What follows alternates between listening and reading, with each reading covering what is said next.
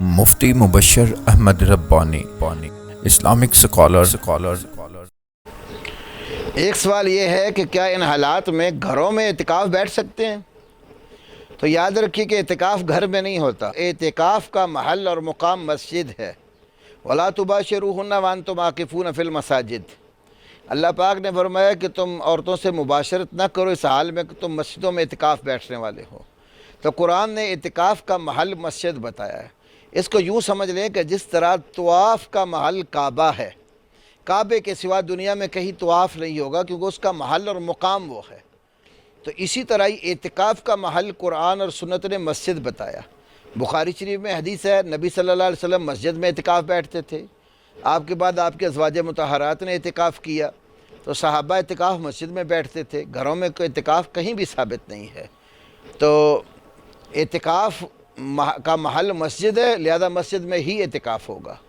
اگر مشکل ہے گورنمنٹ نے ڈالی ہے بلا وجہ ہی، تو آئسولیشن جو ہے نا اس میں بہت زیادہ ہوتی ہے، بندہ چاروں طرف خیمہ لگا کے بالکل تنہا بیٹھا ہوتا ہے، اور 6 فٹ کا ڈسٹینس جو کہتے ہیں تو مسجد میں 6 فٹ کے فاصلے پر اعتکاف بیٹھ جاؤ، تو اس تدبیر کو مد نظر رکھ کر اعتکاف مسجد میں بیٹھا جا سکتا ہے۔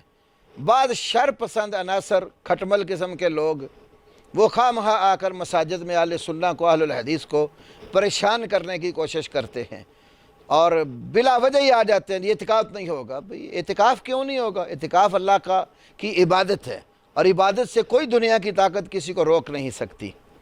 میں یہاں ایک بات یہ بھی کہوں گا، اگر اتنا ہی آپ لوگوں کو کرونا وائرس کا ڈر اور خطرہ ہے تو آپ پھر ملک میں فرقہ واریت کیوں پھیلا رہے ہیں؟ ابھی یوم علی جو گزرا ہے رضی اللہ تعالیٰ عنہ، کتنے لوگوں نے جو ہے نا وہ جلوس نکالے ہیں؟ کون سا وہاں پر سوشل ڈسٹینس رکھا گیا تھا؟ کون سی وہ آئسولیشن انہوں نے اختیار کی ہے؟ ملتان کے اندر بھی جلوس نکلا، لاہور میں بھی مرکزی امام بارگاہ سے، کراچی میں بھی جو ہے نا وہ جلوس نکالے گئے۔ تو کیا اہل سنت اتنے مظلوم نہیں ہے کہ ان کو اپنی مساجد کے اندر اعتکاف بھی بیٹھنے نہ دیا جائے؟ ڈٹ کر بیٹھو مساجد کے اندر اعتکاف، کسی سے کوئی ڈرنا اور گھبرانے کی ضرورت نہیں ہے۔ تو اگر ایک قوم کو یہ چھٹی دیں گے تو ہمارا ان سے زیادہ رائٹ اور حق ہے۔ یہ اہل سنہ والجماعہ، اہل الحدیث جتنے ہمارے گروہ ہیں جو خلفائے راشدین رضی اللہ تعالیٰ عنہ اجمعین کو ماننے والے اور صحابہ کرام کے نقش قدم پر چلنے والے ہیں، ان سے کئی گنا زیادہ ہے، حد زیادہ ہے۔ ان کھٹملوں کی تعداد 20% ہوگی جس طرح ان کا دعویٰ ہے، 80% تو باقی لوگ موجود ہیں۔ تو گورنمنٹ سے بھی میں یہ بات کہوں گا کہ یہ خواہ مخواہ فرقہ واریت اور تعصبانہ صورتحال مت پیدا کرو۔ یہ آپ کے لیے بھی مشکل ہے اور امت مسلمہ کے لیے بھی یہ ایک بہت کٹھن مرحلہ ہے اور جنگ و جدال کی صورت پیدا ہو سکتی ہے۔ تو عدل اور انصاف سے کام لیجئے۔ آپ کی تو تحریک کا نام ہی تحریک انصاف تھا، آپ انصاف کا خون کر رہے ہیں۔ ایک قوم کو کھلی چھٹی دے رکھی ہے اور پولیس کی جو ہے نا وہ حفاظت کے اندر جلوس نکالے جا رہے ہیں، اور دوسری جگہوں پر پولیس کو مسجدوں میں بھیج کر علماء اور قراء اور مقامی انتظامیہ کو تنگ کیا جاتا ہے کہ مسجد میں اعتکاف نہیں بیٹھ سکتے۔ کیوں نہیں؟ آپ مسلمان ہیں یا کس آپ گروہ سے تعلق رکھتے ہیں؟ مسلمان تو کبھی بھی کسی کو مسجد میں عبادت کرنے سے نہیں روکتا۔ ہاں بیماری ہو حقیقی، اس کے ساتھ جو شرعی تقاضے ہیں وہ ہم نے پورے کیے ہیں، علماء نے آپ کے ساتھ تعاون کیا ہے، لیکن اس تعاون کو آپ لوگ غلط رنگ دے رہے ہیں۔ تو آئندہ اگر ایسی صورتحال پیدا ہوئی تو اس سے ملک میں بہت بڑا فساد پیدا ہو سکتا ہے۔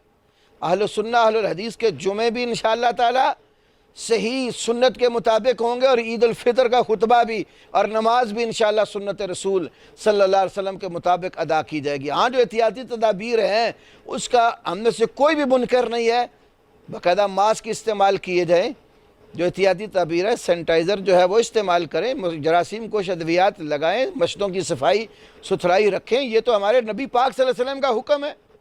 ابو داود میں حدیث ہے، رسول اللہ صلی اللہ علیہ وسلم نے حکم دیا کہ ہم اپنی مسجدوں کو صاف اور ستھرا رکھیں، اور اللہ کے فضل سے الحمدللہ ہماری مساجد میں 5 نمازوں سے پہلے مسجد کی خوب صفائی ہوتی ہے، اچھے طریقے سے جو ہے نا وہ فرنیل اور دیگر چیزیں ڈال کر مسجد کو صاف اور ستھرا رکھا جاتا ہے، جراثیم کش ادویات استعمال کی جاتی ہیں۔ اس سے بڑی کون سی اور احتیاط ہو سکتی ہے؟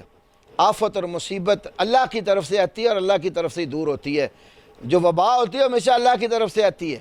وباؤں میں آ کر مساجد کا رخ کرتے ہیں، مسجدوں کو چھوڑ کر کہیں اور بھاگ نہیں جاتے۔ اللہ تعالیٰ حکمرانوں کو بھی ہدایت نصیب کرے اور عوام الناس کو بھی رسول پاک صلی اللہ علیہ وسلم کے نقش قدم پر چلنے کی توفیق دے۔